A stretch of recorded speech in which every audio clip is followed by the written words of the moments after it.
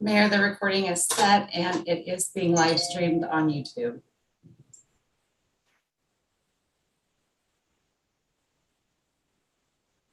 Excuse me, on our website.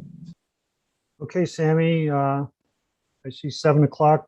You ready to go? I saw you got the recordings and live stream going. All right. I will now call the September 14th, 2021 Coburg City Council meeting to order at 7 o'clock. Read through some scripted materials here for everybody. To watch the live streamed meeting, go to coburgoregon.org. There's no registration required. To participate in public comment portions of the meeting, you must contact the city recorder prior to the meeting. This meeting is being held via webinar with audio and video recording. To participate in the meeting again, you must have registered with the city prior to the meeting. Presenters and members of the public, please mute your microphones and shut off your cameras at this time. When called on to speak or provide a presentation, unmute yourself and you may turn your camera on during your presentation. If this meeting is disrupted, we will recess for 5 minutes and return. If that does not correct the issue, the meeting will end and will be rescheduled. At this time, I'd like to take a moment for the Pledge of Allegiance. Please, everybody mute your microphones. Sammy?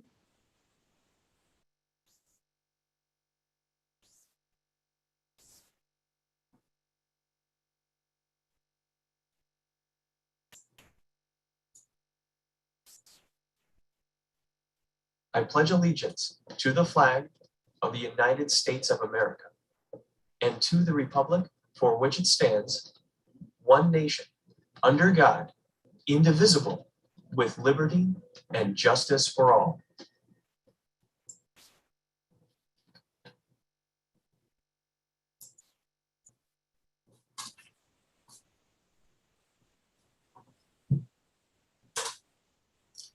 Mayor, There's before no we audio do with that. roll call, I'm sorry, there's no audio.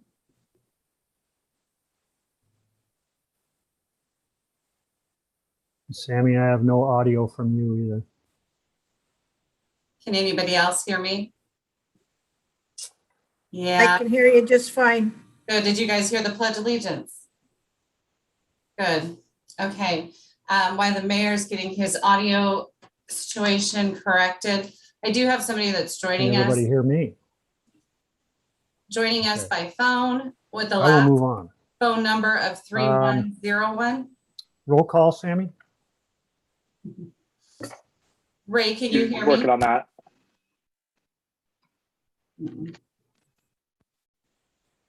Mayor Smith, can you hear me? Okay. So whoever's calling in with the last four of 3101, can I get who you are, please, for the record?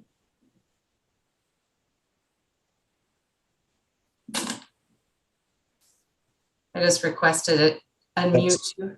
That's John McCafferty from UIDC. Wonderful. Thank you. And while Mayor is working on his sound, I'm going to go ahead and go with roll call. Mayor Smith is obviously present. I'm We have having no Council- audio whatsoever, so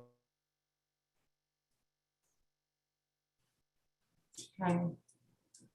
So I have Councilor Alexander, I'm gonna Bell, have to sign off. I can't hear anything. okay.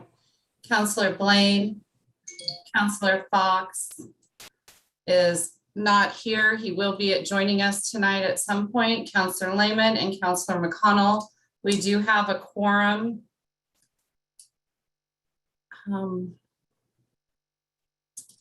I think we're gonna have to take a break. I'm gonna call the mayor and get him on the phone, but we can't start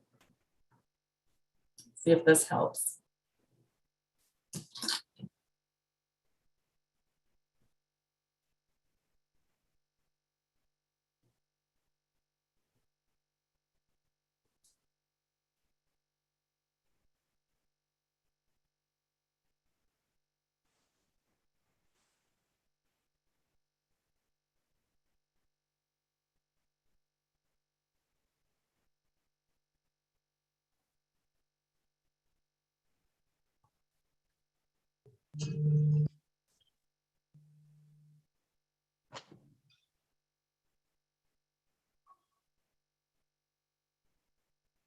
Hello. Okay,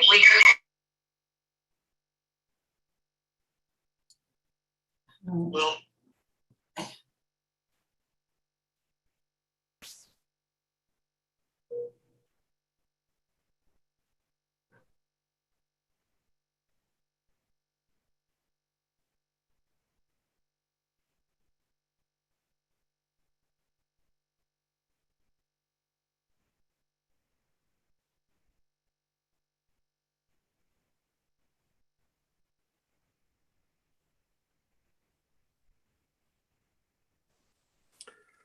Sammy, we've lost your voice.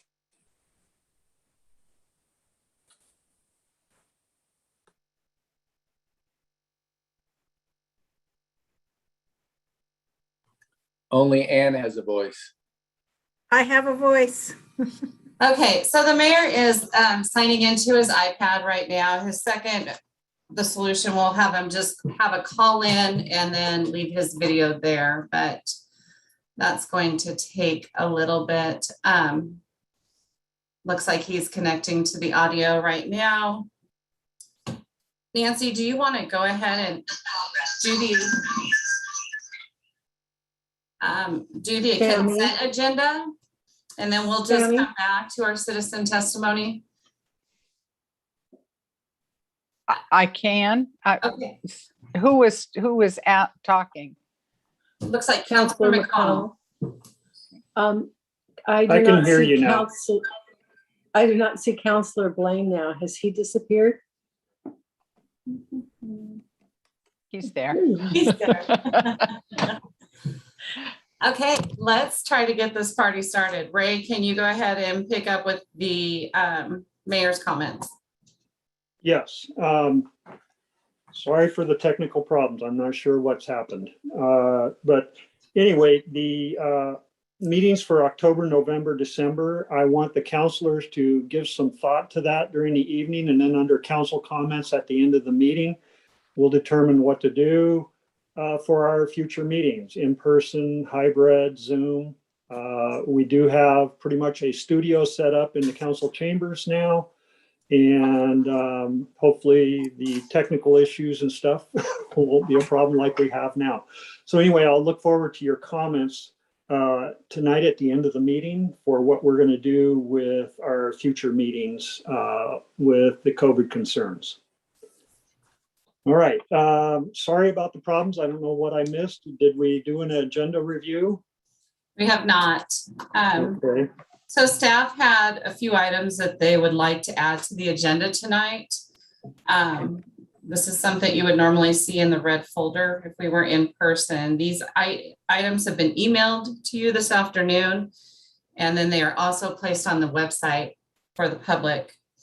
The first one would be the OLCC license change for chiefs. That's something that normally would come under the consent agenda that we didn't receive it in time. So we're going to put that at agenda item 9.1. The second one is a contract with Ryan Thomas. This is for the bike hub in the park, construction of the bike hub. That will come in at 9.2 on the agenda.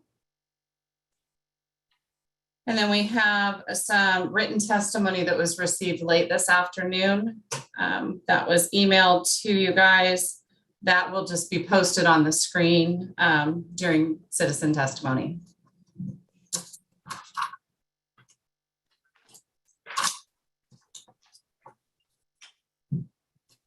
Okay. Any other issues with agenda, Sammy? I think that's it. All right. Citizen testimony. We have Jim Antonini, citizen inquiry on Design Works.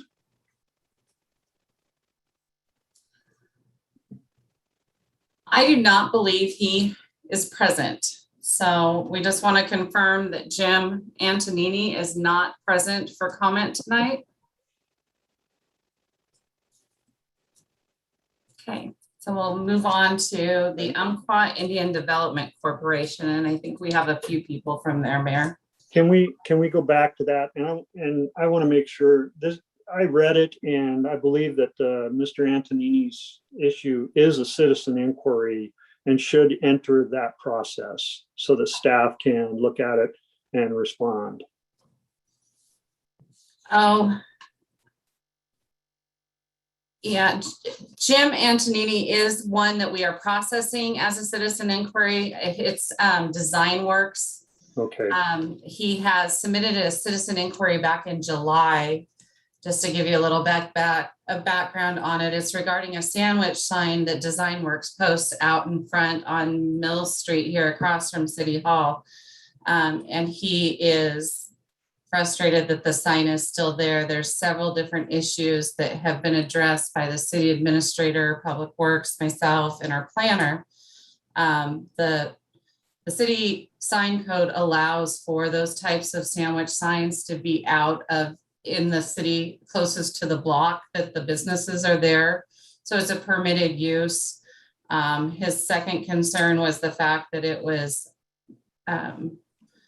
bolted to the crosswalk sign. And our planning department worked with Lane County and notified them, and a work order was created. That is not something that the city has jurisdiction over. okay, so that sounds like it's in that process already. Correct. And so we'll just use that process, lacking his input tonight. Okay, Okay. moving on to the Umpqua Indian Development Corporation. John McAfee and Travis Hill and Nathan Jackson. Looks like executive officers for the Umpqua Indian Development Corporation. Gentlemen, welcome. I'm not sure who wants to speak first, but Sure. you guys go ahead. Yeah, good evening. Just wanted to kind of introduce ourselves. I know there's been a lot of discussion since we purchased the property there off of Van Dyne, next to the Pacific Pride, of what was going to happen with that piece of property. Just kind of wanted to, right now we have no specific development plans. We saw it as a good opportunity, as something of a property that was off I-5 location wise.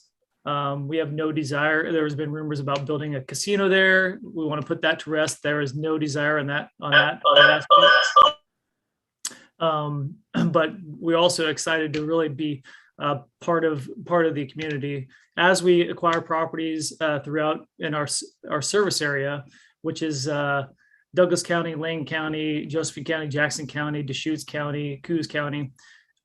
We try to make an impact and improve those areas around us. So really just wanted to kind of just kind of reach out to you folks and let you know who we were, and basically passed on our contact information to Ann. So she's has our contact information, and just wanted to kind of basically touch base and make sure that you guys were at peace of who put a name in the face of who purchased the property. And we're doing some initial cleanup as we speak right now. There's a lot of it's pretty rough there right now, just with some abandoned cars and stuff like that. We're doing a lot of cleanup. So Nathan, do you want to add anything? I think you handled it very well, Travis. Yeah, just thank you all for having us, and we're proud to be part of the community. John?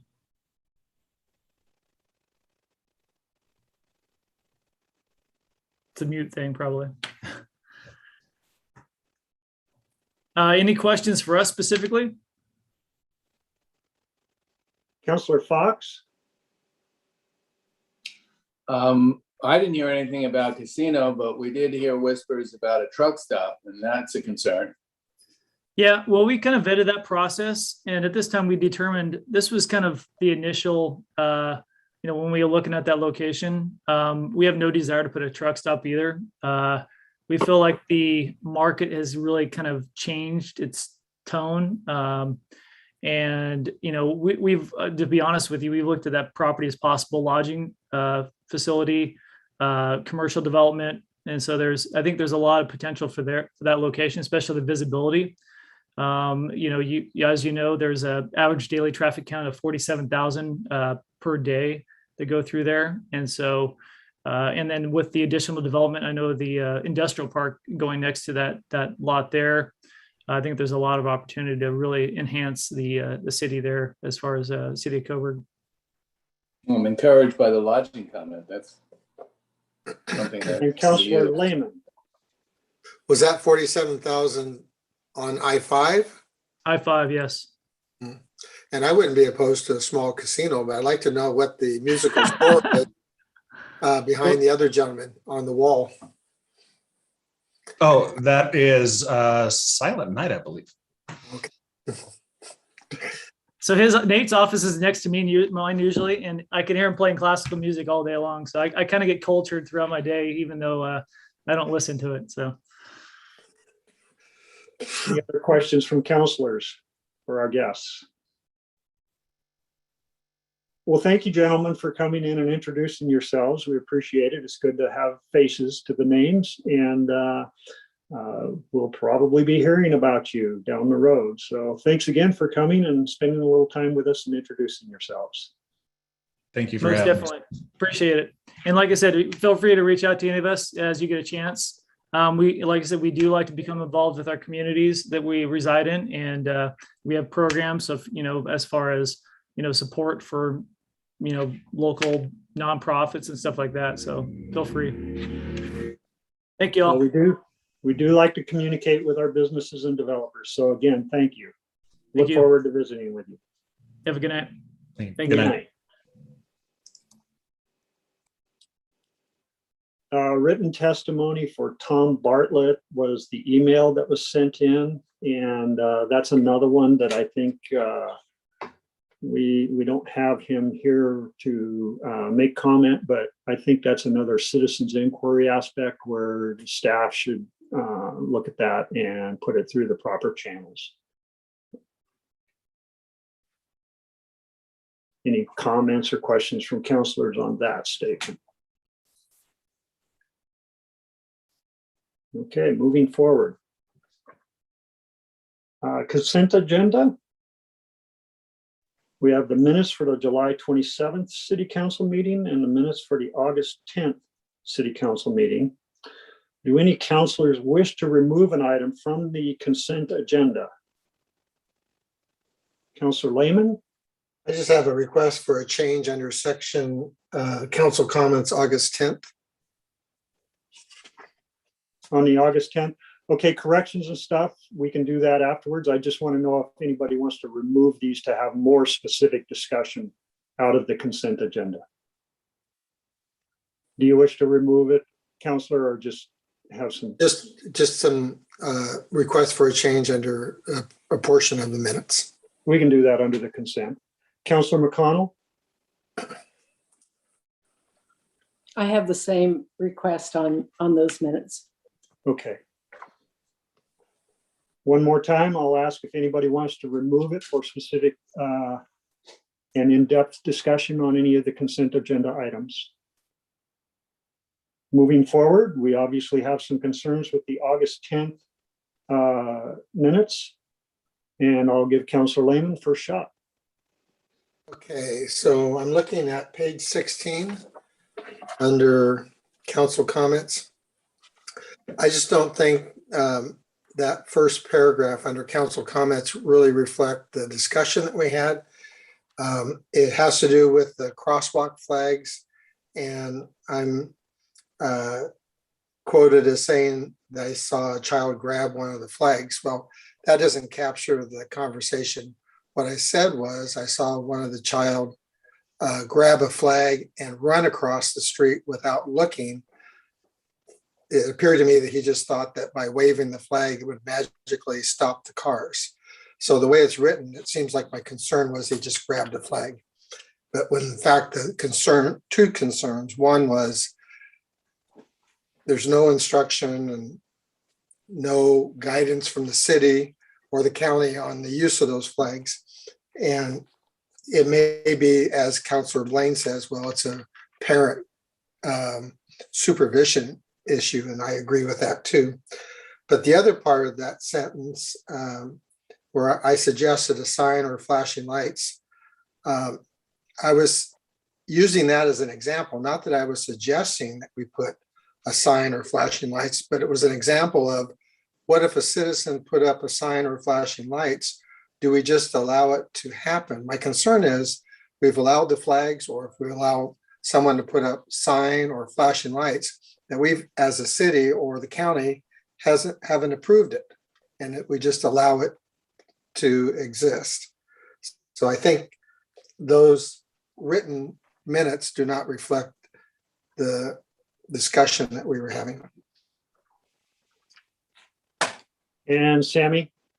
Mayor Smith, so what I'm hearing from Councilor Lehman, if he doesn't have a recommended change to these minutes to amend them, then we do need to pull these minutes and bring them back to council.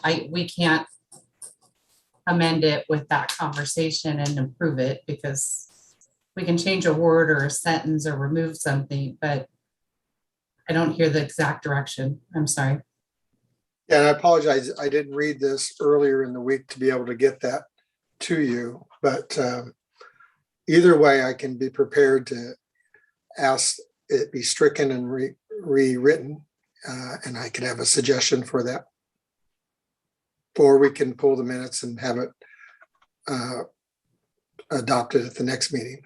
For time's sake, let's go ahead, because apparently Councilor McConnell also has some questions on August 10th. So let's go ahead and pull the August 10th council minutes from the consent agenda to be considered for next month. Does any councilor disagree with that?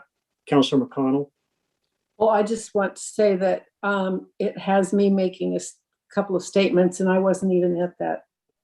I wasn't at that council meeting, so my name shouldn't be in there at all. Okay. Anybody disagree with removing the August 10th council minutes from the consent agenda? It is so done. So the consent agenda is only the July 27th, 2021 council meeting, and we will consider the August 10th at a later date.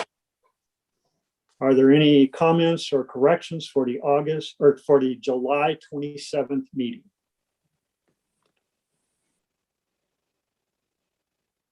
Hearing none, I would accept a motion to approve the consent agenda. I move Councilor McConnell. I move that we approve the consent agenda. Councilor Alexander with a second. Second. So again, there's a motion by Councilor McConnell and a second by Councilor Alexander to approve the consent agenda, which consists of only the minutes from the July 27th, 2021 City Council meeting. All those in favor, please raise your hand in front of the camera. Any opposed? Any abstentions? Passes unanimously. Thank you. And so Councilor Lehman and Councilor McConnell, if you could get your comments in on your concerns with those August minutes so that Sammy can get those for next month. And anybody else that may have issues, please contact Sammy. Sammy, any special guests?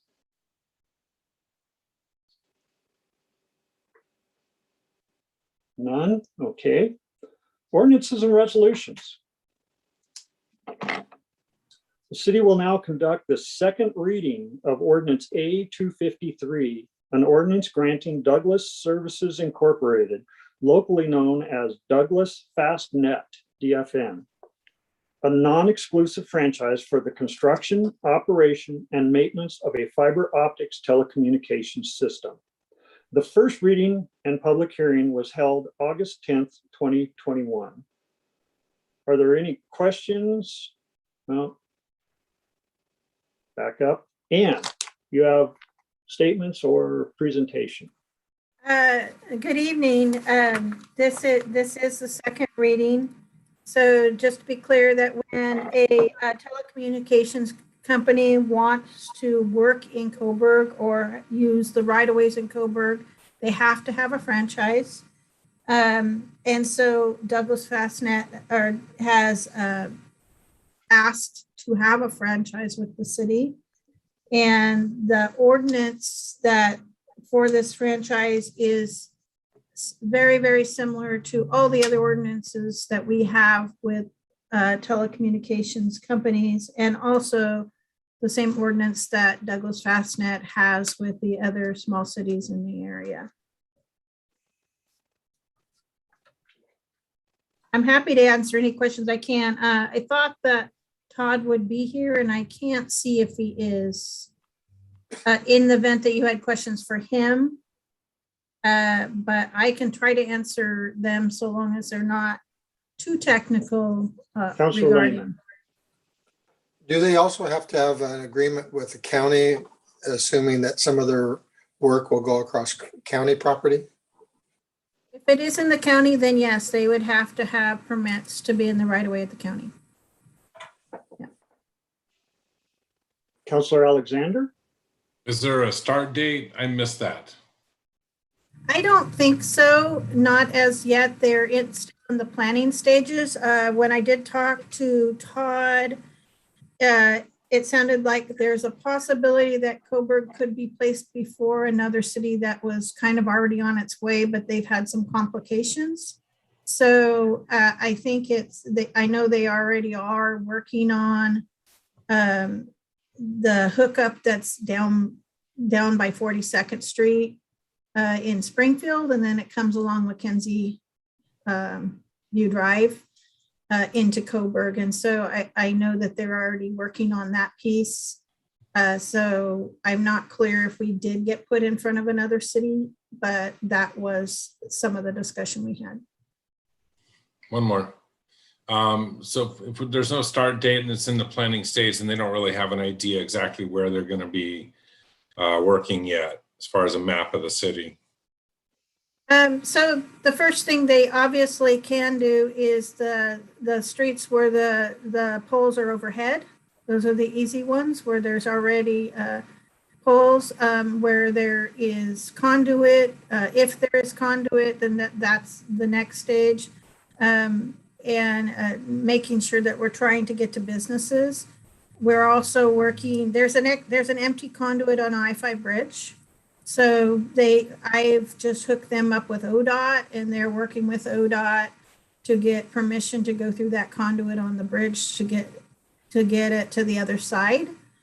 So that's in the process as well right now, design process. And then, and lastly, we will have to look at getting it into neighborhoods where there isn't conduit. And today I was on a pretty lengthy a conference regarding funding and partnering to that kind of work, to get that kind of work done into neighborhoods where they might not have high-speed fiber present. So that would come last. But initially, those the easy picking fruit is where we already have lines in the city. Okay, thank you. Any other questions for Ann? Hearing none, I would entertain a motion for ordinance A 253. I move that we adopt ordinance A-253, an ordinance allowing for the franchise with Douglas Services, Inc., DFN, for fiber-based services, future broadband.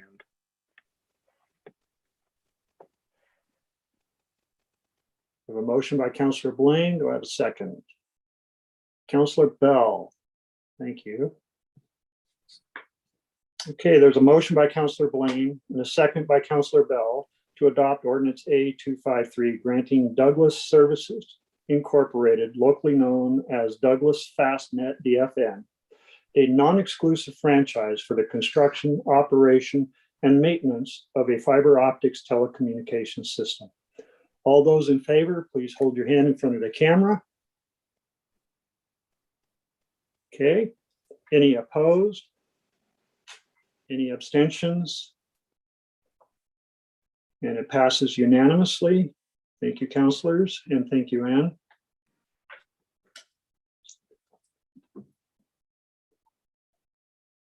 Resolution 2021-20, a resolution adopting amendments to the salary and classification schedule for fiscal year 2021-22.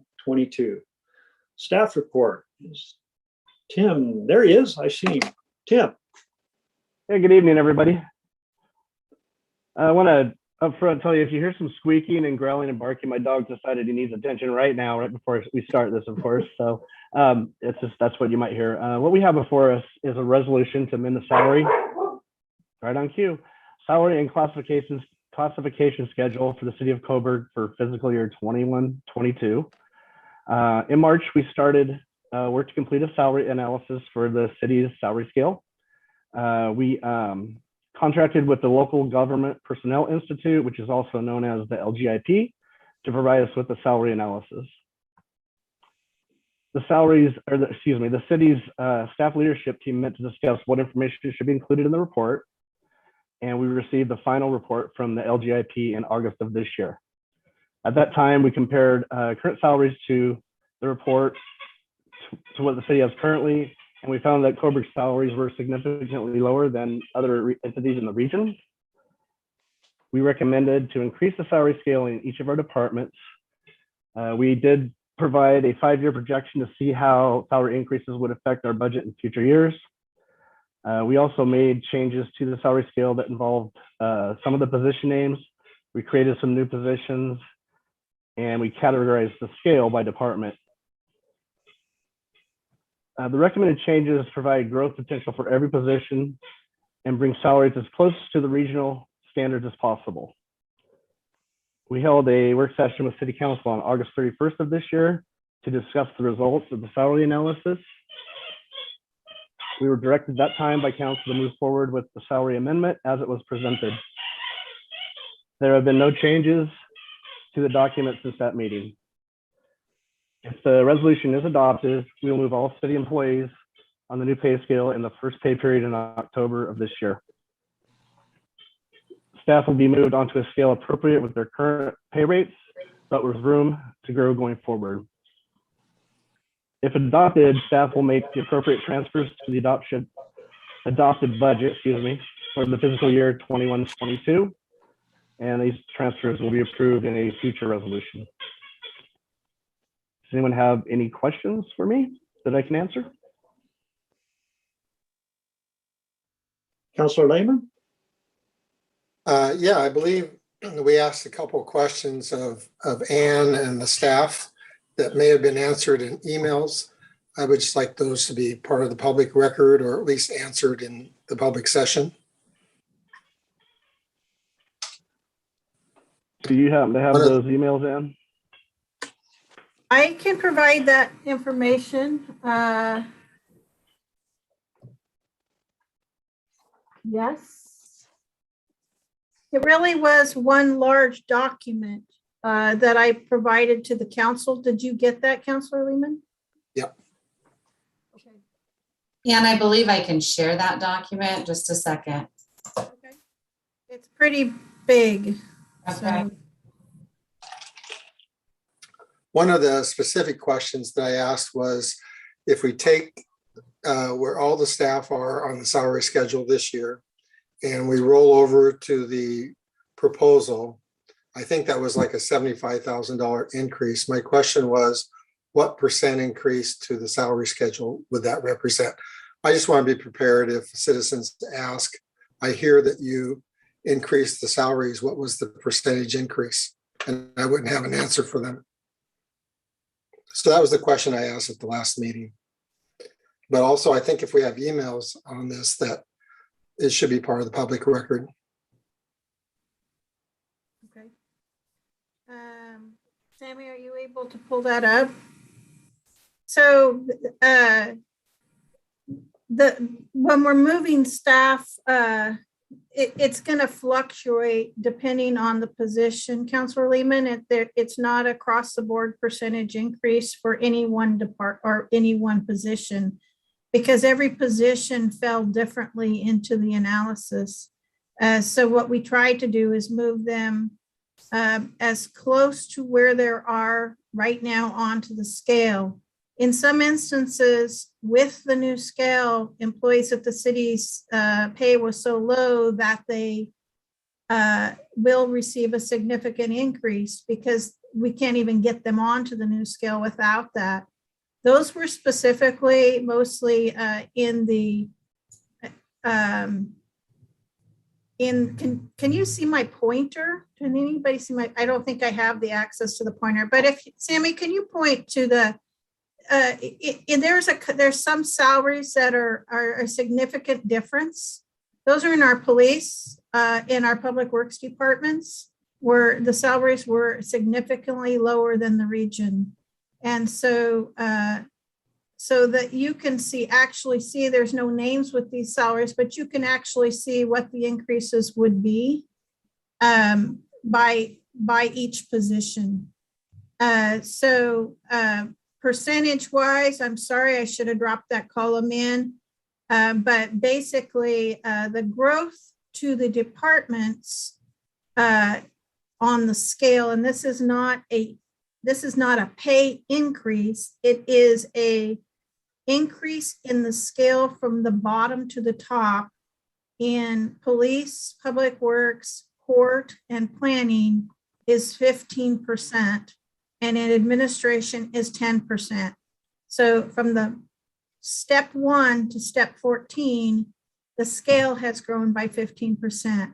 What that does is allow for employees to have room for growth. And if you look at in the center there where it says steps before the change, you see a bunch of employees that are significant at the end of their scale. They have no place to grow.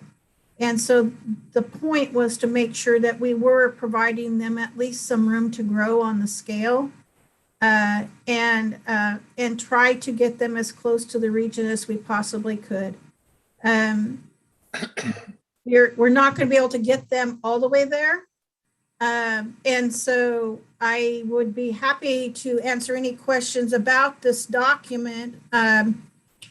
We also looked at other cities and what are the services they provide in comparison to what Coburg provides.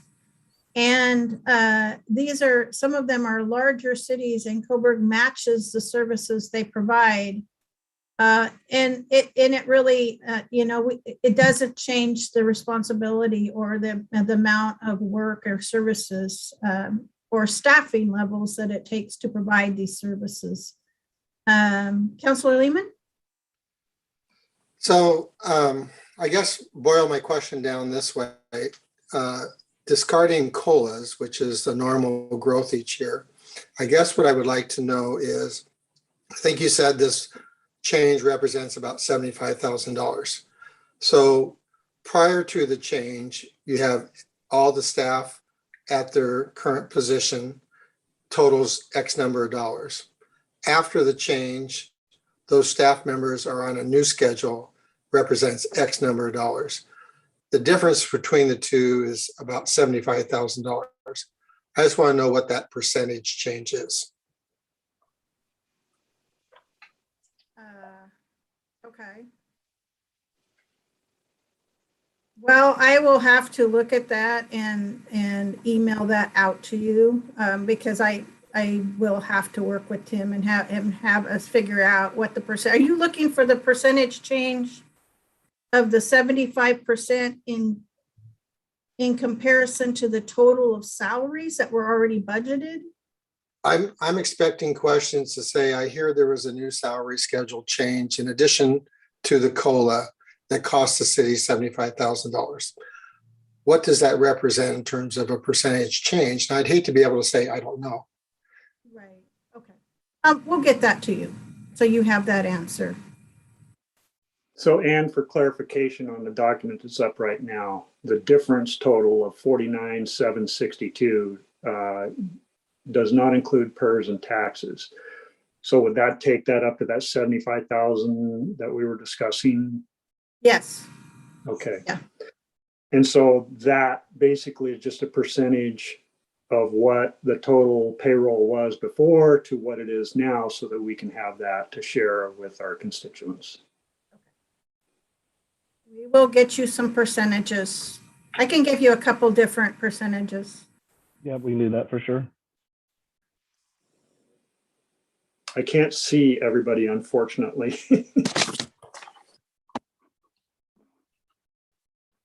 There we go. All right. Is there any other questions from counselors?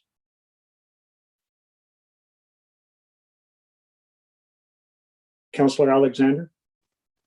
I know the $75,000 is the number, but how significant is this going to impact our budget? And are we planning for it next year? So I shared at the work session, a 5-year projection. It's going to affect the budget. There's no doubt about it. So when you make this kind of a change, it compounds, and it compounds from here till the end of time. So there is a significant change to the budget. Our salaries are the highest budget item that we have. And so there is a significant impact. I think what I talked about was that the city holds a reserve of $250,000. So a couple different impacts that I just want to make sure the council's clear on. The majority of these salaries are paid out of the general fund. And while the public works salaries are reimbursed to the general fund, the rest of the salaries are not. So the general fund really absorbs the majority of the cost of salaries in the city. When we looked at how it would affect the utilities, we looked at would it require us to increase the utility fees if we jump these salaries in public works? And the answer is really not. There's some other things to think about in sewer right now with the CIP, the cost of things going up, that might affect sewer. But generally, this kind of jump in salaries for public works would not change utility fees. So we did this analysis out 20 years. But in general fund, we don't have those fees coming in. So we have to rely on property taxes, and we have to project out what we will receive in revenues.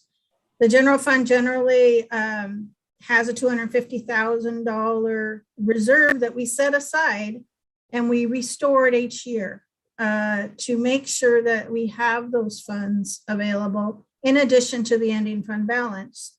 And then when we looked at the projection for the years in 4 or 5, it did show us dipping into that that reserve.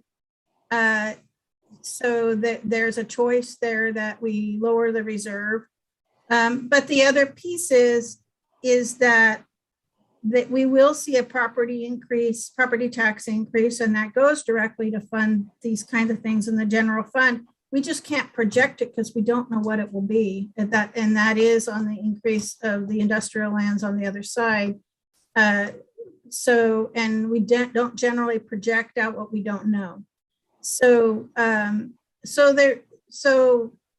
think the concern is that we continue to do that 5-year budget. We continue to look out 5 years and be prepared to make changes. And I think that's a really a valuable process that we do here in Coburg, so that you as counselors can see annually what it's going to look like 5 years out. And so that's a really important thing to pay attention to, is those ending fund balances with a 5-year projection. So especially in the general fund. Thank you. So I think with the work session showing, that was one of my big concerns, was running our utility fees up because of this. I know finance is pretty conservative on its projections, and we never know if another 2008 will hit us, and we just have to hope that it doesn't.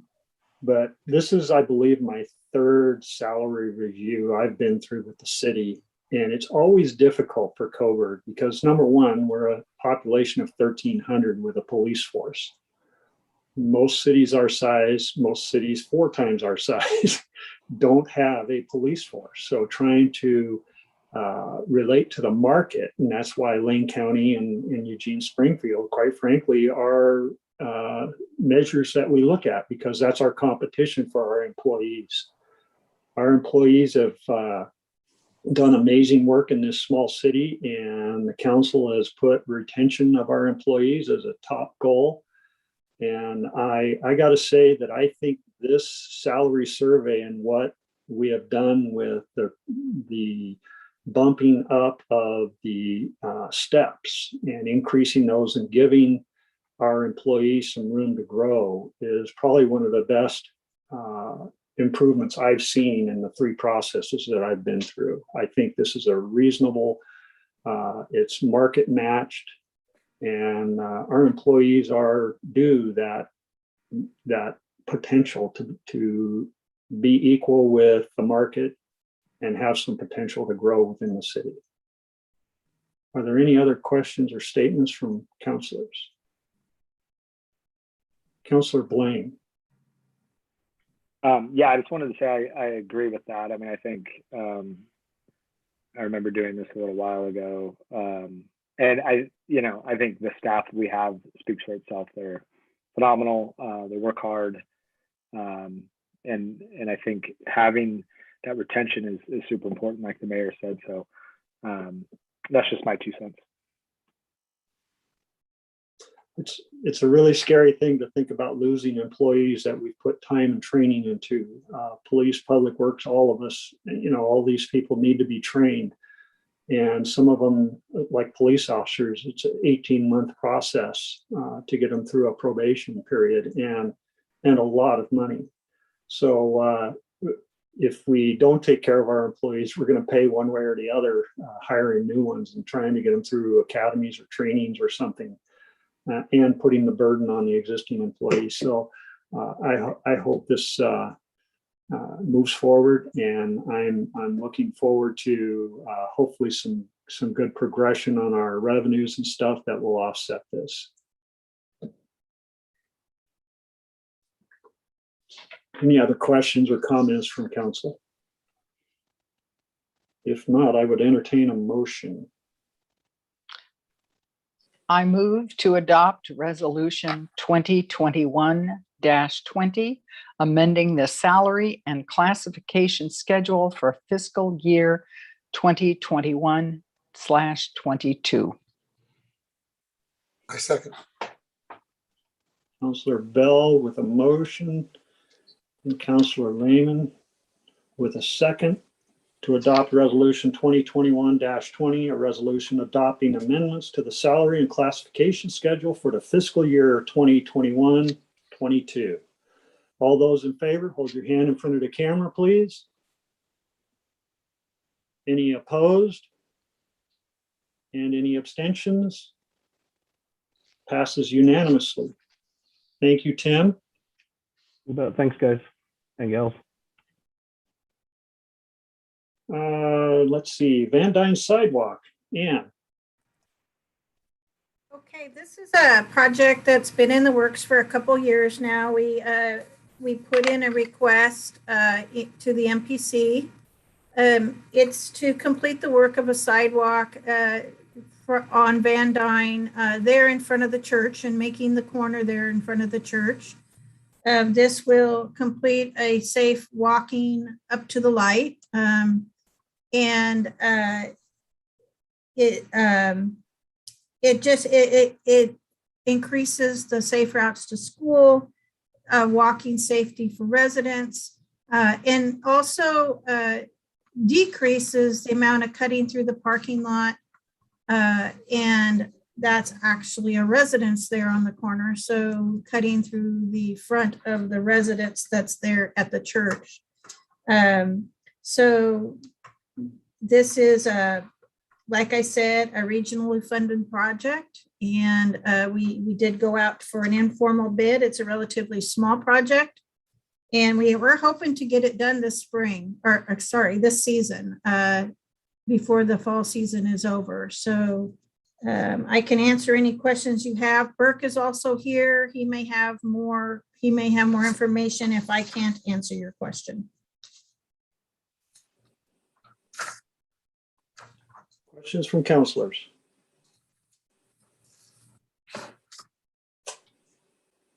Got a thumbs up from Counselor Blaine. I'll entertain a motion.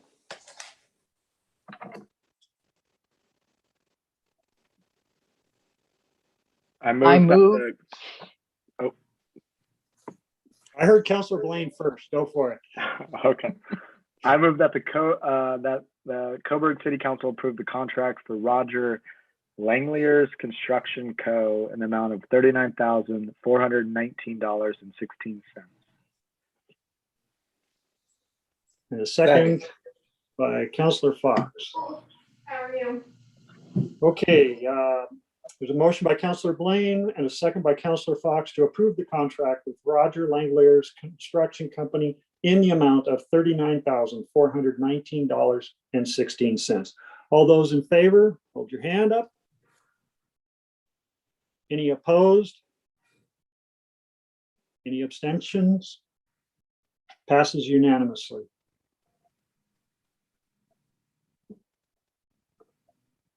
Roberts Road to I-5 bore connection, water line extension project. Ann.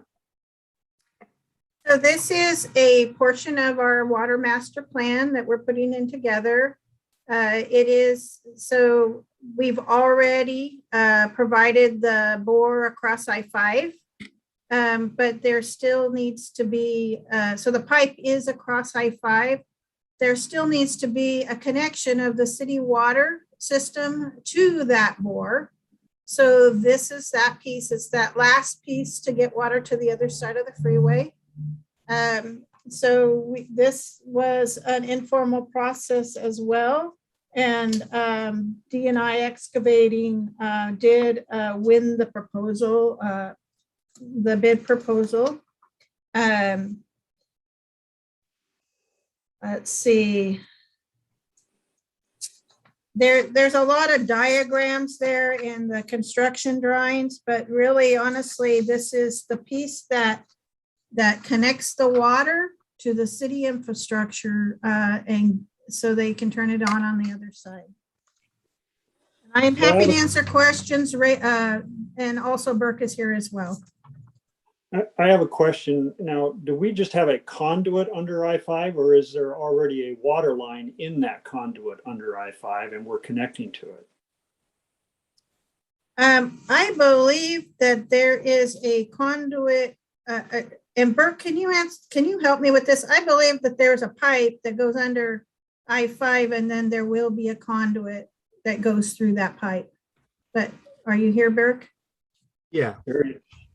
So they actually did put so what they did is they put a sleeve underneath, and then they did put a pipe through there and capped it on each end.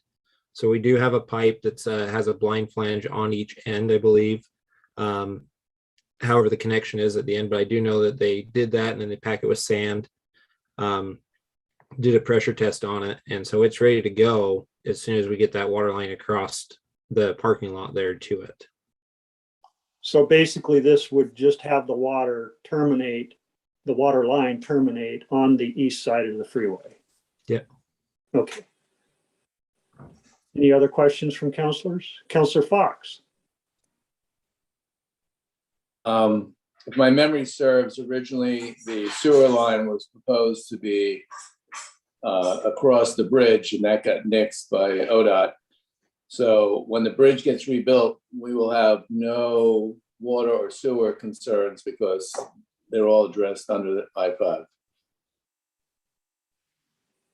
So early on in the new bridge design, we met with ODOT and made requests for them to continue our services on the bridge and actually increase our services on the bridge. So water, sewer, and actually fiber lines will be designed for on the new bridge. The sewer is on the bridge at this time. It already is on the bridge and on Van Dyne Road. So sewer's there already and being utilized. There is an empty conduit right now on the bridge as well. So yes, the future of that's all part of the design of the new bridge. Thank you. Yeah, they wouldn't give us the water because of the weight. The bridge wasn't designed to hold the weight. Councillor Blaine? Yeah, I just had a quick question. The Business Oregon and some water SDC funds is the funding source. Do you know how much of each of those how much of the SDC funds are going to it and how much Business Oregon is providing?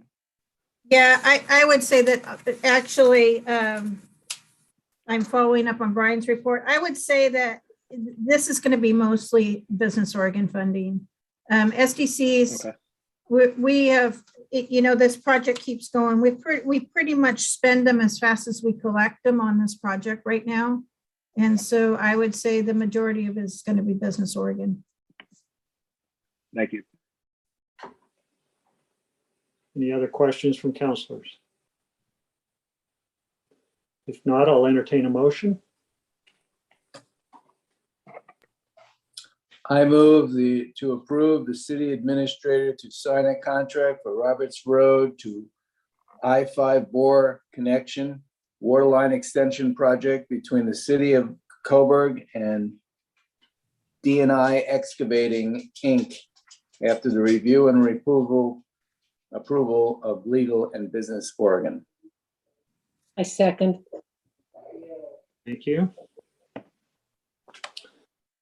Okay, we have a motion by Councillor Fox and a second by Councillor McConnell to approve the city administrator to sign the contract for the Roberts Road to I-5 bore connection water line extension project between the city of Coburg and D&I Excavating Incorporated after the review and approval of Legal and Business Oregon.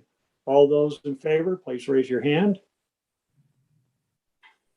Any opposed? Any abstentions? Was that an opposed, Councillor McConnell? No. I was just slow in dropping my hand. Passes unanimously. Thank you, Ann.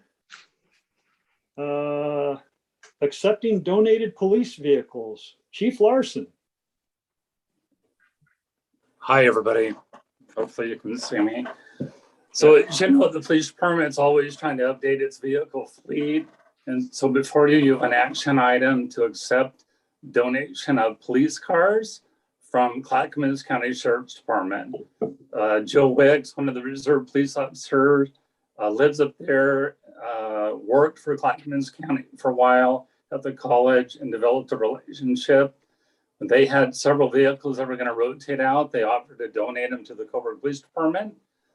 So before you it's a 2012 Dodge Charger and a 2013. These were both patrol vehicles, and there was probably 50 to choose from. So the fleet manager, sergeant, actually helped us pick out the two best vehicles from that fleet. As well, there was a 2004 Ford Explorer. That's a police car. It's got police siren lights. It's just an unmarked vehicle. And the desire for that vehicle is to use it to go to training. And then my next presentation is regarding a grant. And it could also be used in that grant for traffic enforcement because it is an unmarked vehicle.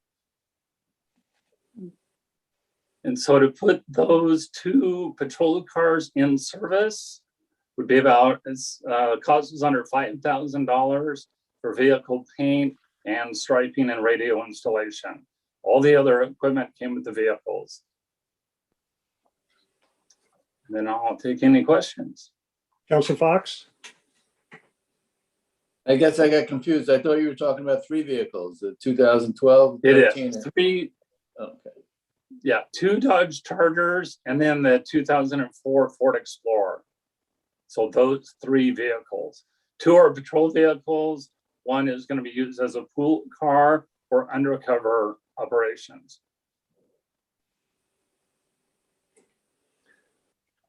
Any other questions from counselors? Counselor Bell? So does this mean that you won't be using the money, I believe that was appropriated to buy a brand new vehicle? No, I'm still planning on buying a new vehicle. I've been doing a lot of research, reaching out to different dealers. This actually was paid for with the last budget year. It's just that we had the agendas were full and I couldn't get it on the agenda until today. Well, I want to thank the chief because we've done very well with police car donations over the years with his connections that Yeah. he's had. Police and emergency equipment is very expensive. Just lights and sirens and stuff are thousands of dollars. And a lot of that stuff is included in these vehicles, which saves us a lot of money. So thank you to Sergeant Wicks and to the police department for working on these donations. Any other questions or comments from counselors? I'll entertain a motion. I move to authorize the city of Coburg to accept the donation of a 2012 Dodge Charger, a 2013 Dodge Charger, and a 2004 Ford Explorer to the Coburg Police Department. A second. Counselor Alexander. We have a motion by Counselor Lehman and a second by Counselor Alexander to authorize the city of Coburg to accept the donation of a 2012 Dodge Charger, a 2013 Dodge Charger, and a 2004 Ford Explorer to the Coburg Police Department. All those in favor, raise your hands. Any opposed? Any abstentions? Passes unanimously. Thank you, Chief. Thank you. And I think I'm up next. Yes, you are. ODOT High Visibility Overtime Enforcement Grant. So before you, this is an Oregon Department of Transportation overtime grant for traffic enforcement. It's through October 1st of 2021 through September 30th of 2022. So the areas are driving or DUI enforcement. This is all overtime enforcement. DUI enforcement, speed enforcement, safety belt enforcement, and then pedestrian safety enforcement. So for like crosswalk violations and then distracted driving. So Officer Miller took the initiative to write the grant and we were approved on all of those areas for the grant. I've been reading a NHTSA, National Highway Traffic Safety Administration safety manual on how to do a traffic pedestrian enforcement. It's 62 pages long. I'm excited about doing that in the near future because I know that's been a concern for the citizens. And so there's a lot of safety material that they want us to present prior to the enforcement, and then educational pamphlets to hand out to pedestrians and violators that are stopped. And so I'm excited about this program. And then I'll entertain any questions.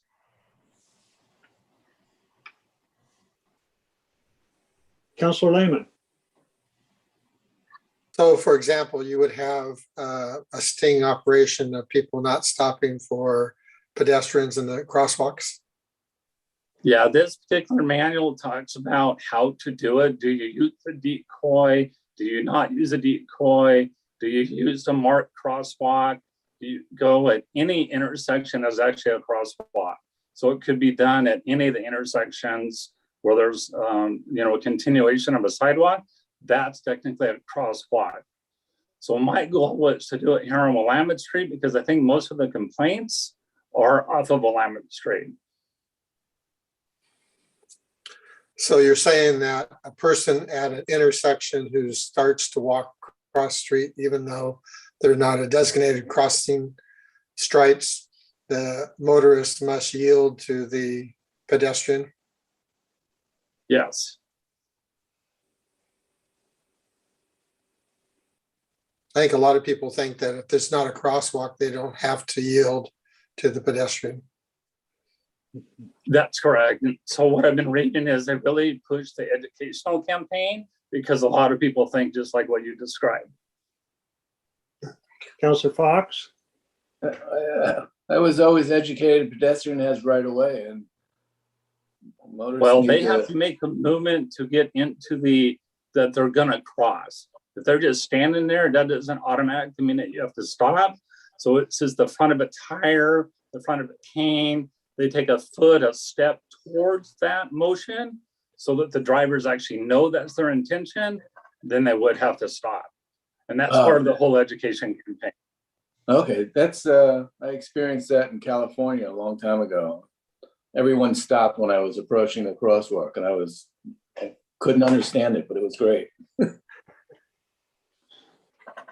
Counselor McConnell? How do you intend to do safety education for the public and for your staff on this? It seems like it's kind of a two-part education process here. Yep, they talk about educating staff, and so there's a training video from a guy I think that actually wrote this manual on training your people. And then there's a bunch of flyers and different handout material that's available from these websites to give the community, to put in the newsletter, to put on the Facebook. So there's all kinds of education we can do in front of that. They recommend you do the education prior to actually having enforcement action taken. So that'll be part of the plan as far as the pedestrian safety. And what about speeding? How much more education can we do on speeding? Well, we do a lot of enforcements. We'll just do a little bit more. It'll be targeted enforcement for that particular area at that time. Okay. Thank you. Counselor Lehman, you had a question? Well, just a couple related or relevant updates. Haven't seen the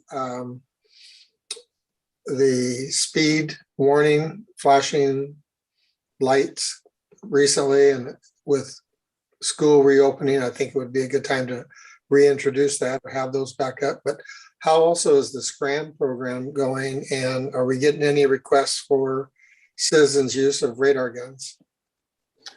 So we had a couple for the community assisted radar enforcement program. We actually canceled that class due to COVID. I was just getting ready to reschedule it and then it hit again. So the speed radar trailer, actually I was going to do a presentation this month. So that is going to be a presentation next month for the smart trailer, which in my council report, I kind of made some notes because I've identified predetermined locations where to place that speed trailer for, for the read back on the reader board.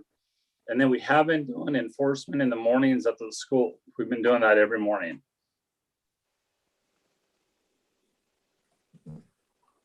One of the things, Councilor Lehman, you're talking about the flashing sign. That's actually a county sign that they rotate throughout the county. And so we're on a rotation waiting for that one to come through. So I think they bought like 6 of them and they rotate them through different communities. Yeah, I'm sorry, Councilor, I misunderstood that. So the reader board that the Public Works bought like 2 years ago, we put that on a trailer. We have that trailer marked so that we can put that out for immediate feedback. Those other ones were from Lane County Public Works, I believe. Councilor McConnell? So on the radar being a radar volunteer, there's an actual class that you have to take before you can be like certified to do it. Is that what the deal is? Yeah, it's not really a certification. It's a training on how to use it and what the program is, because that program had you writing down date and times, speeds and violations of that designated, whatever the speed limit was posted. And then we would send letters out to the people. So it's just educating people that want to do that program on how to actually use the radar, how to tune it to make sure it's accurate at that time. And that was just a 2-hour class. And so the class has not been rescheduled yet. I have not rescheduled it, yes. Okay. Well, Brian and I are interested when you do it. Okay, you'll be about the 5th or 6th people, so that'll be good. And then Okay. Councilwoman, you mentioned the SCRAM program. We had like 10 or 11 initial people that signed up. We haven't had anybody sign up since. Okay, thank you. Counselor Fox? I think with the latter, as more and more people get ring dings, whatever they're called, seasonal probes might help jostle people's mind if they want to be involved or not. So like a quarterly somehow outreach that we do, maybe in the bottom of the newsletter and on the website. For the SCRAM program? Yeah. Okay. Yeah, I agree. And we just started a Twitter accounts. We've been sending out stuff on Twitter. So I'll try to do that, just push that out a little bit more. Other questions for the chief?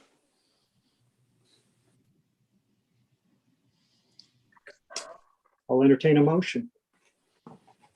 Counselor Alexander? Yeah, I move that the council accept the high visibility grant funds awarded to the Coburg Police Department by the Oregon Department of Transportation. Second by Counselor Blaine.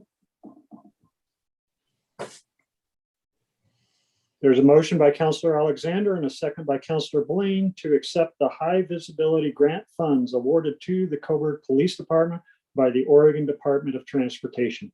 All those in favor, please raise your hand. Are there any opposed? Counselor, okay. Any abstentions? Passes unanimously. Chief, if you would thank Officer Miller for pursuing that grant, I think it's a worthwhile grant. I will. Thank you very much. Our targets. Thank you. Thank you.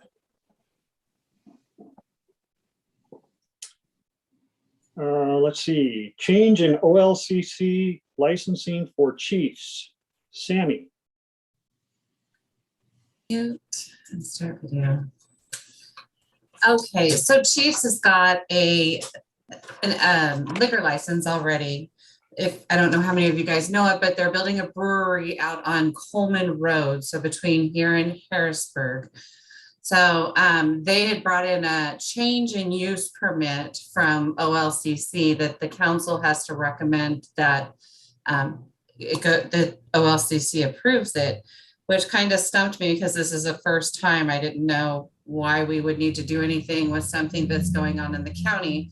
So we contacted Lane County. Long story short, basically it's a change in use, so they're able to sell the beer that they brew at their brewery.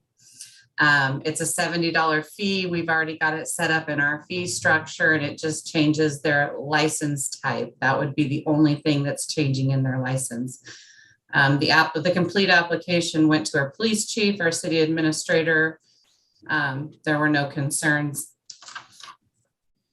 with the application. And because they're waiting to get all of their paperwork done, I decided to put it in a red folder item to see if council will consider it tonight. Thank you, Sammy. Any questions? Counselor Lehman. Can you tell us a little bit more about the brewery, the size, and where the location is? No, actually, well, I can tell you the location is out on Coleman Road, which is about 5 miles out past the fire station, I believe, on the right. I don't know where, kind of up next to I-5. I don't know a lot of the information. Counselor Fox looks like he knows. Yeah, it's misleading because Coleman Road's here in the town, but it's on the other side of I-5, about 5 miles north of town. There's a Coleman Road that crosses over, and they have some little spot there. There's a multicolored tin building on the corner that you turn right to go over the freeway. That's Coleman Road. Cindy Yeah. Ken, right? Right, and it's on the way to Mount Tom and stuff. I said Cindy 10, but I think you're the only one who would know what that means. Any other questions for the LCC change? If not, I will entertain a motion.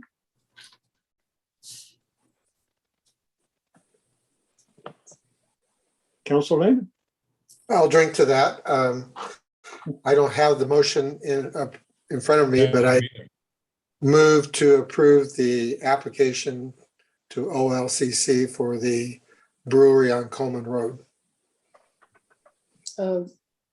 That's not, It's actually for the Chiefs in Coburg, and it's because of the brewery on Coleman Road. They want to be able to sell the brewery product in Chiefs in Coburg. Change it. We're asking for an approval of a change of use application or change of use for an OLCC license for Chief. I make the motion to approve the change in the application for chiefs of the OLCC request for the brewery. Did that do that? Not the brewery, for Chiefs Brew House. For chiefs. Do I have a second? A second. Councilor Fox. Okay. There's a motion by Councilor Lehman and a second by Councilor Fox to recommend Oregon Liquor License Commission grant the change to Chiefs Brew House liquor license. All those in favor, please hold your hand up. I couldn't have said Any it. opposed? Any abstentions? Passes unanimously. Thank you, Sammy.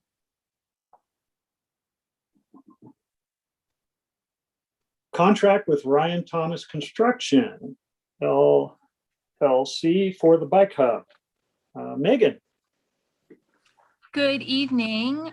Before you is a contract with Ryan Thomas Construction to build the Bike Hub in Pavilion Park. This project went out for an informal bid procurement process and only one bid was received back. The project is funded by two different funding sources for a total of $49,500. The bid that we received came in at $64,500, which is just about $15,000 over the budget. And we had several discussions with the builder. We went back to the funder and we have talked about reducing the scope of the project, taking out some of the bicycle amenities or some of the amenities of the structure. And it was decided that really, if you take out the bicycle amenities, it's no longer a bike hub. And it's also really important that it looks good since it's in our Pavilion Park. And so we'd like to move forward with the bike hub design as planned. And so before you is a contract for that. Brian Harmon has agreed to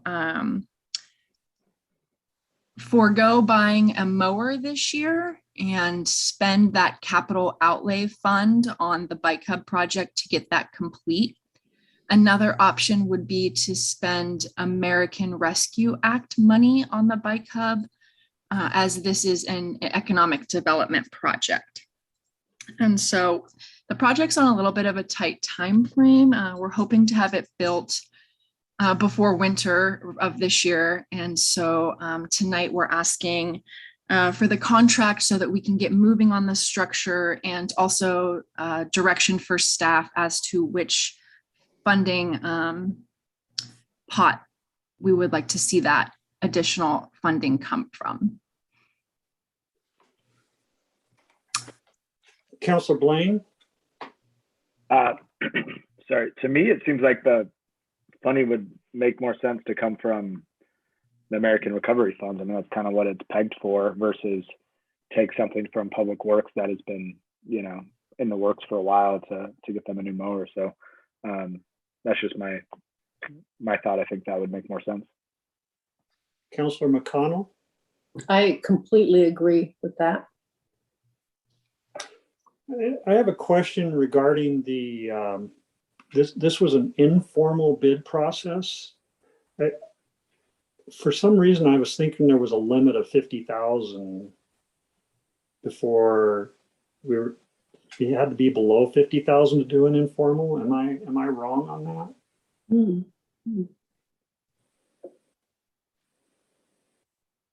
I can't hear you, Ann. That it's higher than that. But I was gonna grab it real quick, but it actually is higher than that. But when we went into the bid process, we had fully intended that it would be under 50.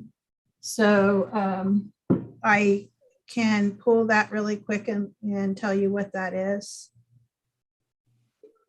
Okay, and was there any contact made with Eugene Gears to look at this building and see what could be done with it?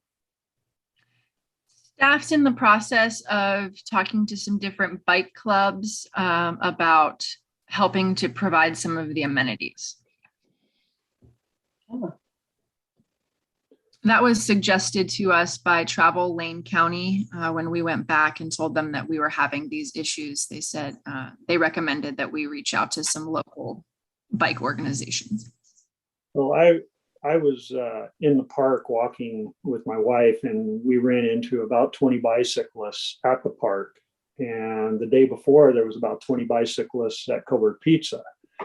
And I talked to them about that bike hub, and they were Eugene Gears club. And they said they essentially try to come out every day of the weekends and dine at one of the establishments. So I'm real hopeful that we can get a nice bike hub in and really encourage that kind of business in our community. And they were more than willing, they said, to help and give advice on what that bike hub could do for them. Councilor McConnell? Could we also maybe contact some bike shops and see if they have any type of community service donations that they do? Because it would definitely, they could advertise and possibly advertise out here at the hub too. That's a good idea. Ann, have you got something? Yeah, so just a clarification. I just want to make sure that I had the language right. So contracting for non-transportation public improvements up to 150,000 can be awarded by using an informal solicitation. But it is transportation. We were basing it more on economic development, was my understanding. Okay. Good. It's Yeah. probably something 30 years ago. I remembered 50,000. Sorry about that.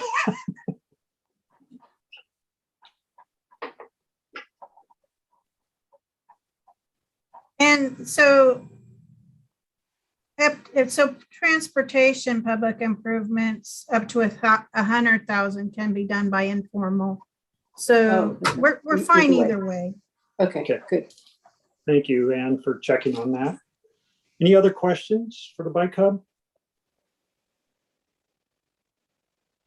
If not, I would entertain a motion.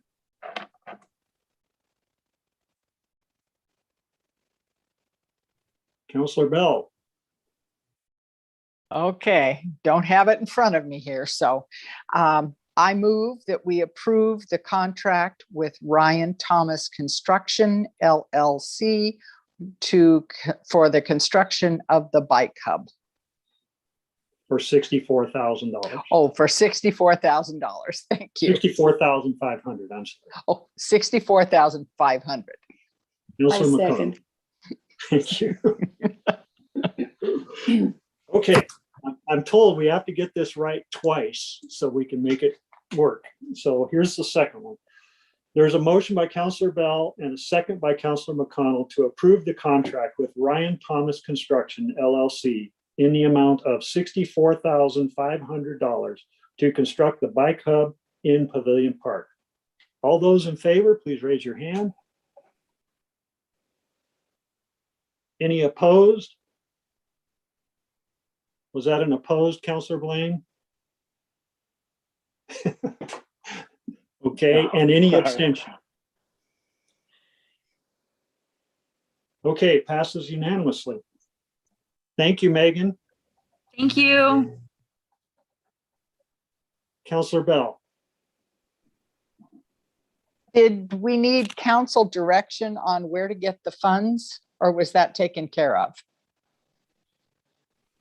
I'd I like think to there see was- council, I'd like to see council direction on the record for where you would like to get the funds from.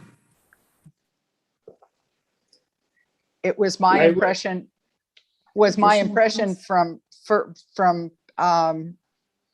discussion that to use the American Recovery Funds. Councilor McConnell. I support that. Brian needs all the mowers he can get. Councilor Fox. Yeah, that was my impression too. And I would agree with that because the mowers are staff time and they're important. We've had problems with mowers before and we can't afford our staff running around on a little mower going 2 miles an hour when we need good mowers to keep them going. And if we can use the American Recovery Act, I'm all for that too. So that's at least a majority opinion I think you could work with, Ann. Yeah, thank you. Does anybody disagree with that? Seeing none, looks like unanimous. Okay. At this time, we have American Recovery Funds report. Any questions for Ann on that?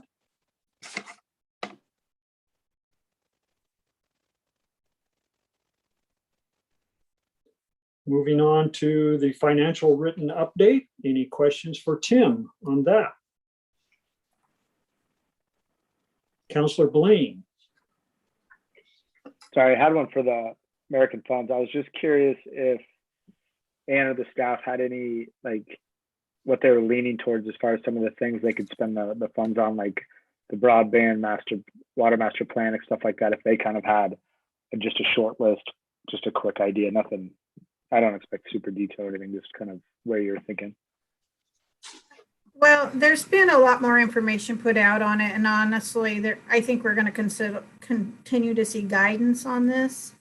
They've definitely shortened the list of where you can spend it, and so my recommendation to council, we have till 2024 to spend these funds, is that we look at it the same way as we did tonight, is that there's opportunities to spend these funds. Things come up and the city needs some funding. And so I think economic development is a very important piece of building the community up for recovery. In the conference that I was in this week, there was a lot of talk about the polls that are going out to the public. The public is interested in continuing on into the future just the way we are now. So they want to see outdoor plazas, outdoor seating for restaurants year round, ability to meet in public and gathering spots in public that is public space. And so I think those are some of the things that are rising to the top. Infrastructure wise, our water project is funded already. We could use funds rather than borrow money, so that's an option. But the other piece is just some of the Main Streets projects that are taking place. those committees are working hard to try to work on the economic development of the community, and yet there's no funding for some of these projects. And so it's frustrating for them to be doing this work and there's no funding. So those are some options. Definitely. The other piece is I feel strongly that we do need to go back to our businesses and poll them and ask them, is there something they need? And another piece that came up in the conference that I was in is what would they need to better serve the public in the outdoors? Is there something they need, either signage or ways for the parking spaces, or the city considering allowing more use of right-of-way in order to enhance the business's ability to serve the public, because these are the things that are going to be becoming important in the future. So those are just some of the things that are kind of rising to the top. Definitely infrastructure. We are still looking at the public workshop to see if the design of the public workshop can be utilized, or the funds can be utilized, but it's sounding to me more like these are really having to do with water and sewer as it connects to clean water, and what would be funded by the Business Oregon in a regular funding cycle. So when we've contacted Business Oregon to ask if they could fund the shop, that wasn't something that they thought they could do. That would have to come through USDA. So it's not looking like the shop might be an option. So I really do feel like that we need to consider what is true recovery for our community, and be asking the questions of what can we do to recover the community. I hope that answers your question. Yeah, thank you. That's helpful. Councillor McConnell? I have a follow-up question on that. When you talk about use of right-of-way for businesses, can you explain, is that like being able to put things out in the right-of-way for their business, or what? Yeah, so there's a lot of examples of using, it has to be safe, but use of right of way so that tables and chairs can be moved out, and then you put flower pots between the road and there so that the right of way can be used, but if it had to be dug up or something, it's whatever's there is easily moved. So it's just looking to be really artistic and how we allow for our business to expand the way they serve the public, because the public is saying they want to continue with the way it is. And so they want to be able to have these options coming in the future. Thank you. Councillor Fox, did you have a question? Okay, Councillor Lehman? I just have a question on the general fund spreadsheet. For the financial report, let me make sure that nobody else has any more questions on the American Recovery Act. Okay, financial report. Go ahead, Councillor Lehman. So just a clarification, I'm looking where it shows the projected ending fund cash at 910,837. And then to the upper right of that, it talks about ending fund balance 583,675. Just curious what the two different numbers represent.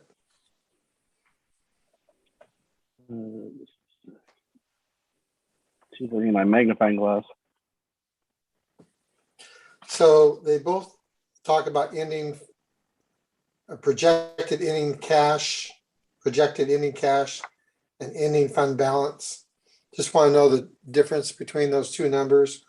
One is 910,837, and the other is 583,675. Where's that 583, John? It's in the brown portion under contingency in the bottom right. I can't even read those. Sorry. One I is gotta read it. cash on hand. I'm just using my new magnifying glass I got with a mirror. I can help you with that. The ending fund balance is usually broken down. So so we usually, there is cash on hand and then we're breaking down what's reserves. But also ending fund balance includes contingency in the end of the year if it's unspent. So I just think that it's two different ways of looking at the ending fund balance.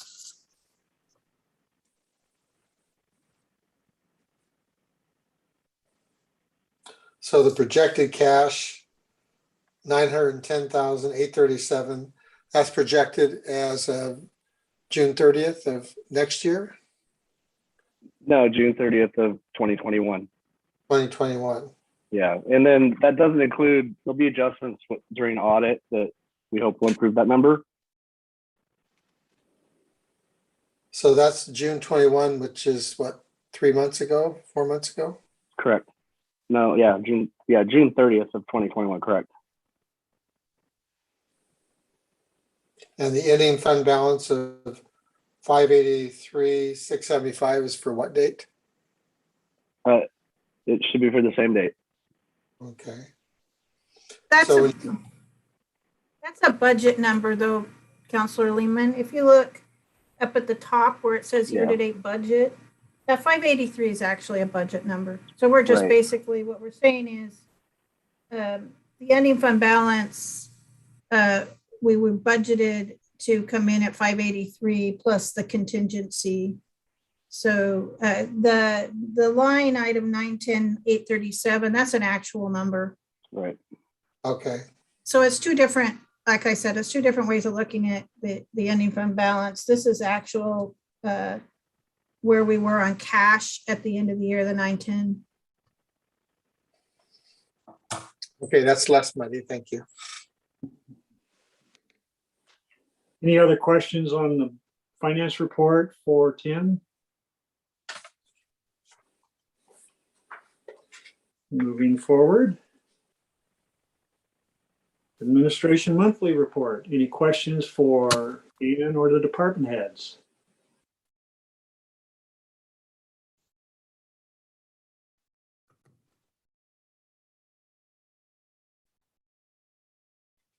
Seeing none. Council comments. First, I'd like to have the discussion about our future meetings.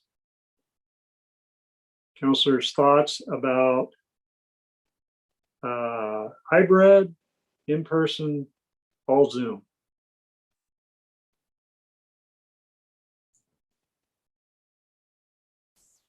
Councilor Bell. Well, I would vote for the hybrid, having us in person as much as possible, but still making it available to others via the electronic format. I mean, even if we're wearing masks, I'd still like to see us. Councilor Fox. Yeah, I would agree with Councilor Bell.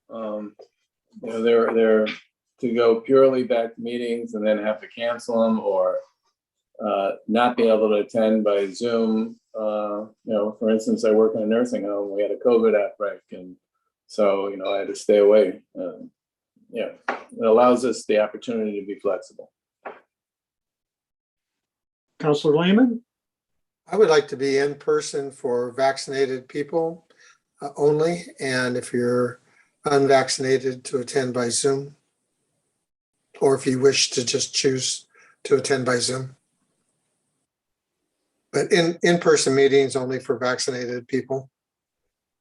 That sounds like my Christmas party this year.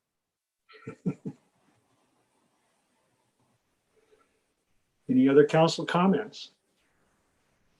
Councilor Alexander. I like the hybrid, and I agree with Councilor Lehman also, but I like the hybrid idea.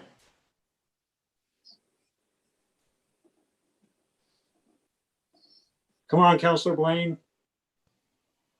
Yeah, I mean, I think the hybrid is good. I think it's hard to ask people if they are vaccinated. I mean, I don't think it's necessarily a thing. I think if you are worried, you do it Zoom. I think if you're not, you show up in person. That's my opinion. I think otherwise you just all go in person and hope everybody's vaccinated, I guess. But yeah, I think if we do hybrid, that's the whole point, is people that are high risk or a little on edge or whatever, which is great and fine by me, but that's what the Zoom, I would believe, is for. Councilor McConnell, you did hybrid, right? I guess the hybrid. I mean, So I don't know if the councilors are aware, but we actually pretty much have a studio in our chamber now. We have camera, microphones. Sammy is going to be a program production manager. She's not. wow. She's got, Did she get a can have a raise? dual screen control panel with a separate control panel and all kinds of gadgetry that I'm sure she's mastered by now. So the hybrid works, I think, very well, both for our citizens and for the council and staff. And I think of times often where I think this hybrid is a great convenience, because if I'm away, I can still be at the meeting. And I've been one for attendance. I've been mayor for 6.5 years now, I think, and I think I've missed 7 meetings. But I seem to have an urge to be further away sometimes. So I don't want to miss the meetings. But I think the hybrid setup has accommodated some options now. And I would certainly like to meet in person as much as possible. Of course, we have to follow the mandates given out by the state. And, if masks are required indoors, then we'll wear masks. But I'll be there as much in person as possible. And I'll try and accommodate in person as much as possible. But we do have the hybrid available now. And it'll be a learning curve, just like Zoom was and is. But I think we've got a good situation now where we can do both. Councilor Lehman? Can we get councilor vote on whether or not to require vaccination proof for attendance?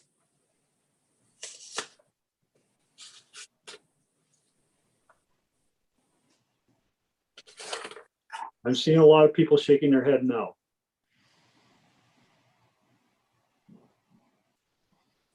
How does the staff feel about us going in their area where they are every day? I know that they're having to require some pretty strict rules within that building. What do they feel about us going through there? So our rules in the building, we do not require vaccination at the city at this time. Honestly, in the not too distant past, our insurance company recommended that we do not require vaccinations. We have strict rules for mask wearing when you're in the building, and we continue to follow that. So I think the staff is going to expect that the council follow the same rules that the staff follows, and that is that we do wear masks when we're inside the building at all times,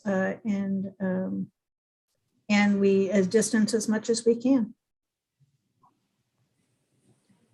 And I've been doing work in the city hall. When you go inside of the building, it's masks, and I'm used to it. So I think that the expectation is whatever our employees are expected, we should be doing the same. So at this point, it's masks in the building. Councilor McConnell. So when you speak about Sammy being in the studio, are we all in a studio or are we in a bigger spot?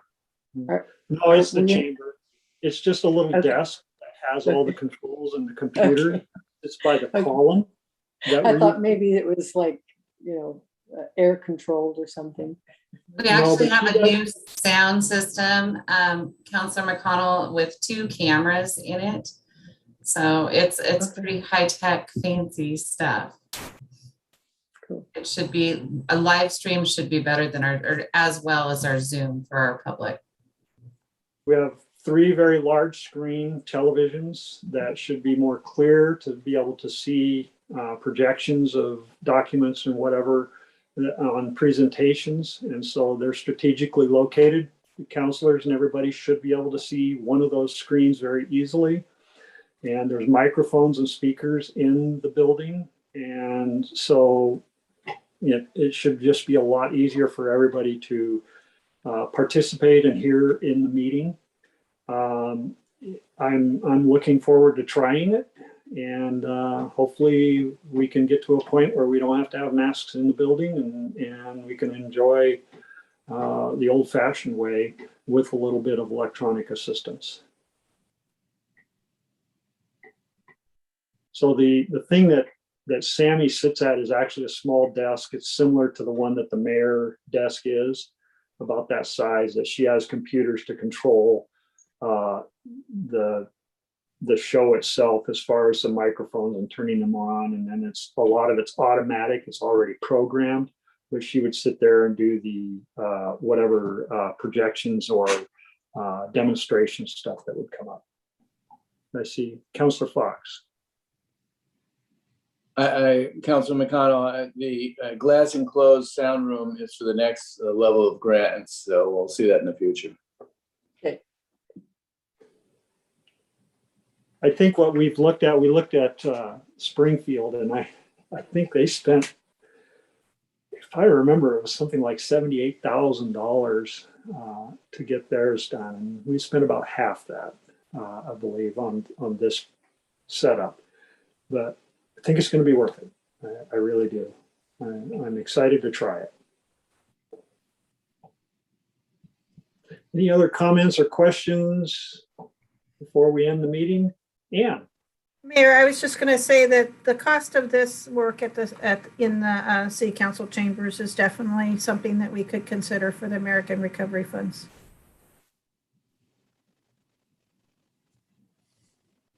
I saw a thumbs up. Councillor Alexander. Is there anything we can do as a group to come up with something that could be fun for our city to enjoy, since we lost our entertainment for the year?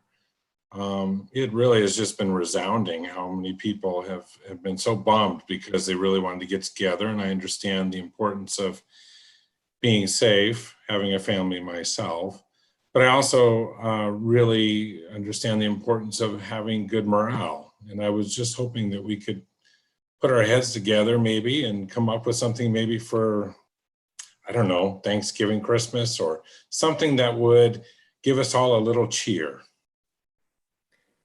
So we are already, the Main Streets group has already decided that if it is at all possible to go forward with Christmas in Coburg, that the block party would become part of that celebration, so that the street at Mill Street would be blocked, and there would be maybe possibly some fires out in the street, warming fires, utilizing both the Grange and the IWF Hall for evening activities after the parade, possibly more than one night of people being able to come as a community together.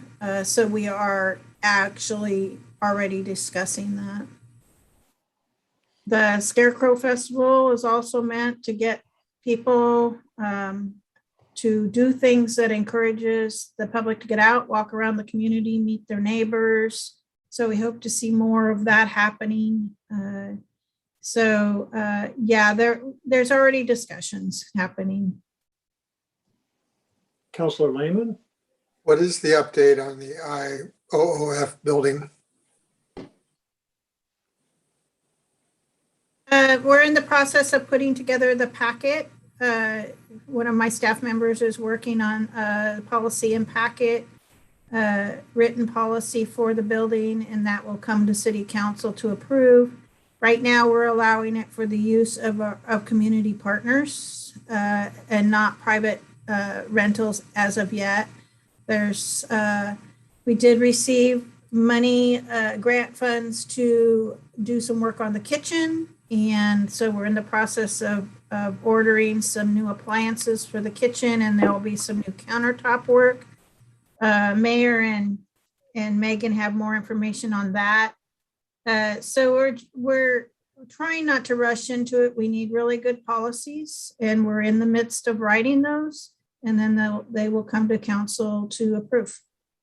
I was talking more about, Mayor was talking about donating his time to do some improvements, and I would be willing to do that as well. And wondered if there was like any work parties planned to do those jobs. They are planned, but they're so far out right now.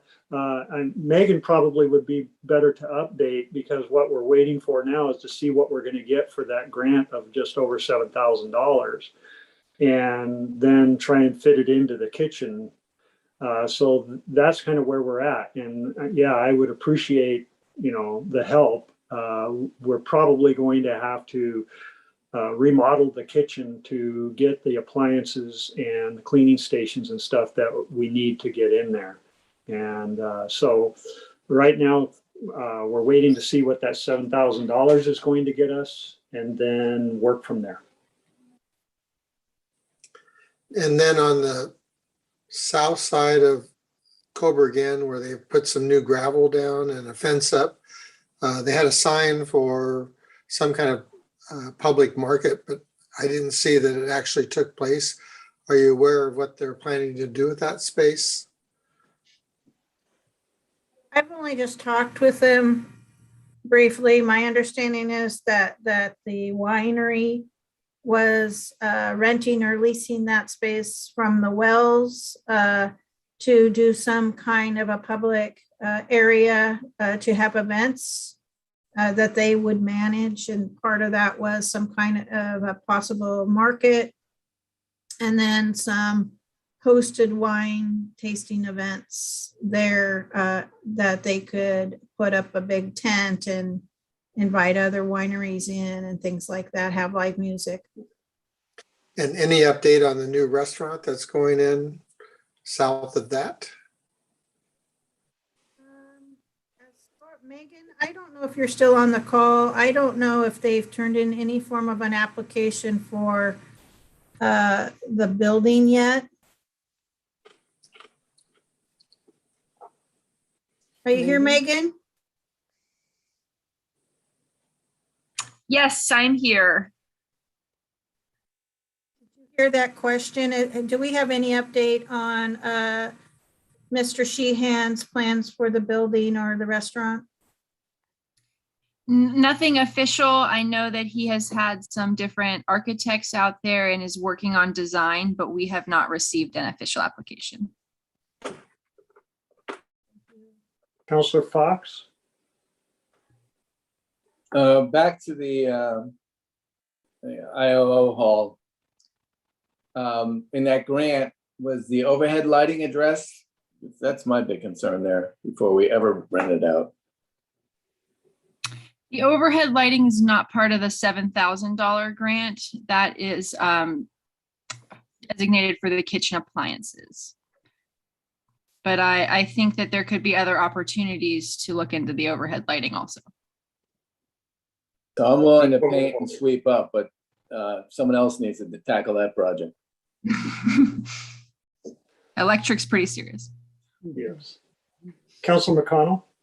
Well, I was just going to comment on that. I don't think we could even get a permit to have functions in there until the electrical's been addressed. But I did also want to commend Brian and his crew. I recently, I walk every day, and I walk through every park every day. And I just have to tell you, the parks are looking incredible. They just are, they're beautiful. The flowers, the way they're being upkept, I'm really proud of the work they're doing. And I think he has an awesome team.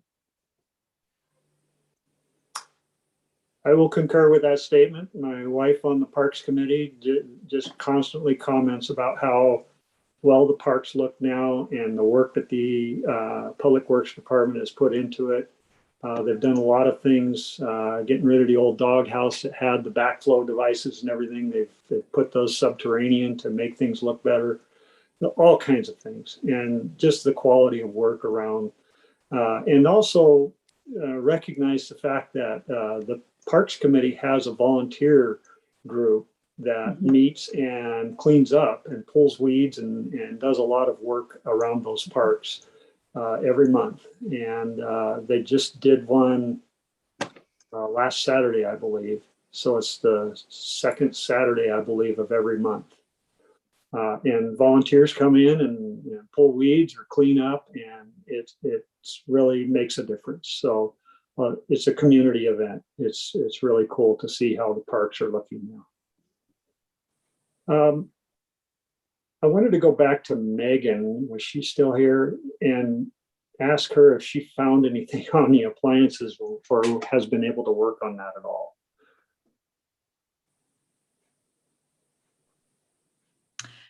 I have not found anything definitive, but I have started looking around at some different suppliers. And so I've been focusing on those top 3 things that we discussed: the fridge, sink, dishwasher, possibly. And so it looks like there's quite a few different options, and I've been doing some more research trying to sift through those a little bit better. Okay. No, we got a lot going on.